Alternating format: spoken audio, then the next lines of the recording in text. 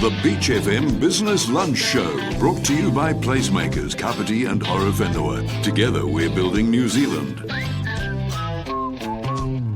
Welcome back to the Business Lunch Show on Beach FM 106.3 on your Friday afternoon with Damien, and let's talk entertainment now. Let's talk what we all should be doing and looking forward to this weekend. Let's talk to Shoreline Cinemas in Waikanae's Peter Avery. G'day, Peter. Yeah, hi David, how are you? I'm doing good, mate. How are you doing at this time? Yeah, we're doing fine. We're back up and running, which is what we wanted to do. So we started on the first day back of level 2, and we're just gradually getting into the swing of it. It was great to see so many friendly faces and supportive faces.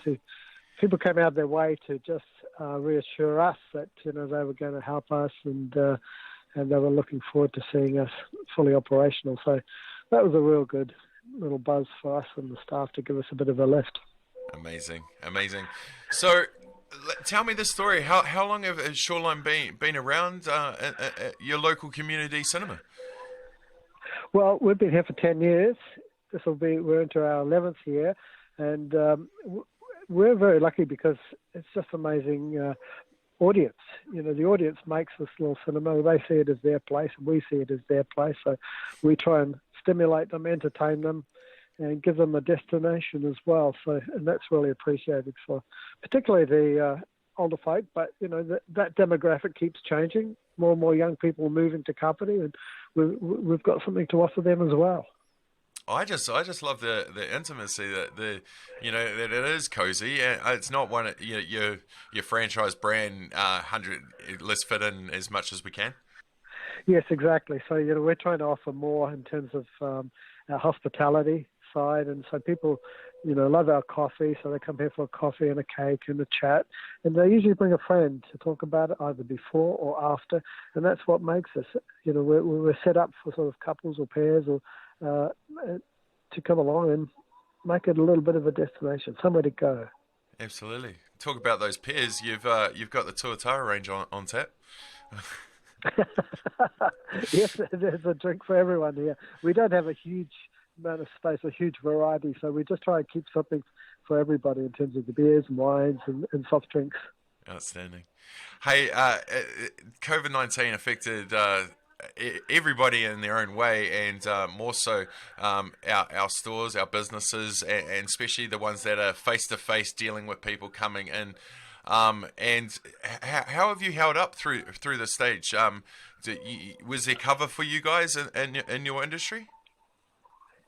It was a bit of a, knocked us on our backsides, to be honest, the whole movie exhibition industry, and that's why not all of them have started up yet. So I'm part of an independent exhibitors group throughout the country. So we talk and we try and lobby government and try and get some sort of uniform approach to things.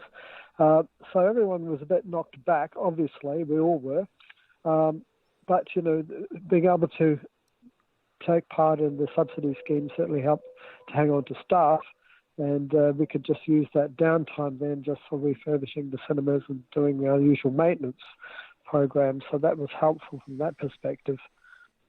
So there are a lot of people out there that have used this time to regroup, reassess, maybe pivot in a way that, thinking differently. Was that the same for you guys? Was almost a blessing as well?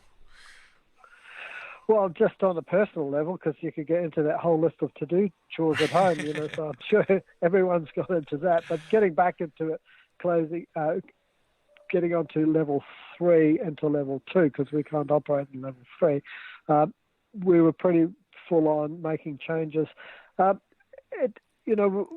don't really know what is going to happen. We think it's just going to build slowly.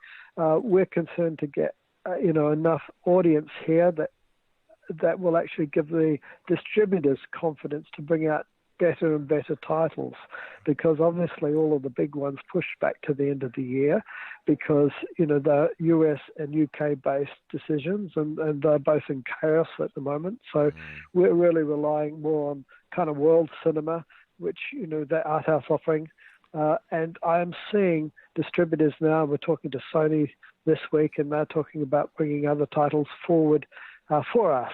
and that's kind of nice. So we're hunting things out of interest that usually interest our audience as well. So we're not short of product. We're trying to replay some of the things that people missed on the lead into shutdown because people were focused elsewhere. So we're trying to vary the program like that. And I was speaking to people this morning. They thought the program was terrific. So we'll keep bringing new films in each week as we usually do. Outstanding. Peter, let's talk what you have put in place for Level 2 for people to go to the cinemas safely and in their own space, because it did make national news. What you've put in between every seat. Well, our configuration, mainly with the couch seating, enables us to do something that probably easier or better than other people. So before we went into close down, we were operating on a checkerboard pattern, but because we're small, that limits our cinema quite a lot. So we thought, well, what can we do? How can we turn our intimacy into an advantage? And so we figured that the best way was to use, to create these screens, which, they're not a high-tech thing at all, but we had to design them right so that they felt right and didn't interfere with sight lines or have reflection or audio issues. So we had to get that right and also make them kind of minimal so that they're not really there.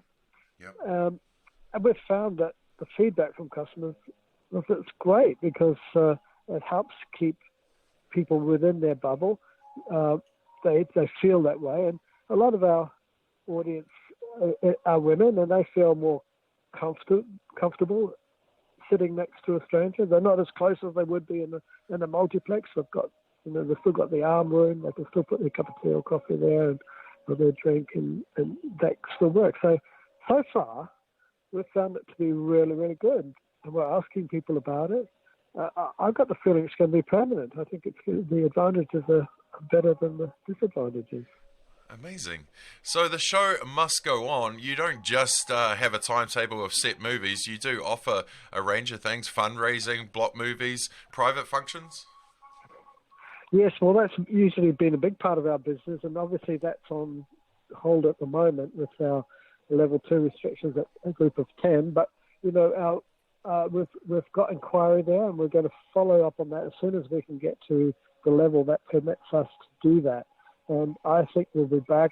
Those people usually want the big titles, and we'll be out there doing our best to attract the big titles as well. So it will come together by the end of the year, but we want those groups back before then. Brilliant. Hey, Peter, where can people find you? How can they get in touch? Well, they can get in touch through our website. It's a good one, shorelinecinema.co.nz. Our phone, which is 04 902 8070. And we usually have you can hear us on the radio. They can find us. They can find you. Excellent. Well, thank you so much for your time, my friend. Go well. I'll have to come and see you sooner than later, and enjoy the goodness that is Shoreline Cinema. Thank you, mate. Well, thank you for your time. Really appreciate it. And good luck out there.